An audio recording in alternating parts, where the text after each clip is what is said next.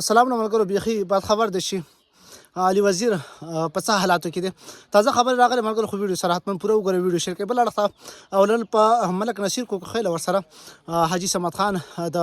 جرګې ممبران چې کوم دي هغوی په څه حالاتو کې د نن د عبدالصمد خان حاجي هغه پیشي وه چې په یو پایر کې ضمانت وشو په بل یې اتم تاریخ ورکړو تقریبا خو بل اړخ د ملک نصیر کوکخیل چې په پنجابي په پنډس زندان ته لېږلی چې پکې هغه ته په یو کیس کې اوه ورځې جسماني ریمانډ پولیسو ته حواله شو خو بل اړخ ته علي وزیر د ملګرو وینا مطابق چې اوس ورغلي وو چې 8 غنټې انتظار وکړو خو د اجازت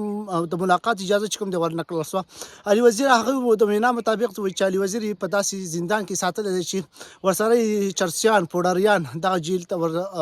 کمرې ته وردننه کړي دي او هغه شپې او ورځې چغې وهي تر څو چې علي وزیر هغه خوب ونه کړي هغه آرام ونه کړي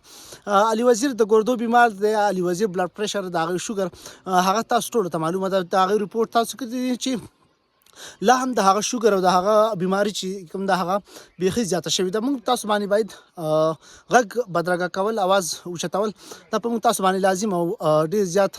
فرض دي ولې چې دغه خلک زموږ تاسو لپاره او د دې وطن او د خاورې لپاره په زندان کې دي حالانکه هغوی خپل شخصي ژوند ښکلی تېرولی شي زموږ نه ښه تېرولی شي ولې چې هغوی دومره معاشي زه ویلی سم چې مضبوط دي چې هغه زموږ نه ښه ژوند تېر کړي ښکلی وخت تېر کړي خو بیا هم هغوی په تور زندانونو کې شپې ورځې ولې ته سبا کوي چې زما او تا لپاره چې کوم دی هغه په دغه جیلونو کې دغه زندانونو هتکړیو کې خپل ځان بندي کړی دی او هغې خپل ځان ور حواله کړی دی د قام په خاطر او د دې ولس په خاطر او د دې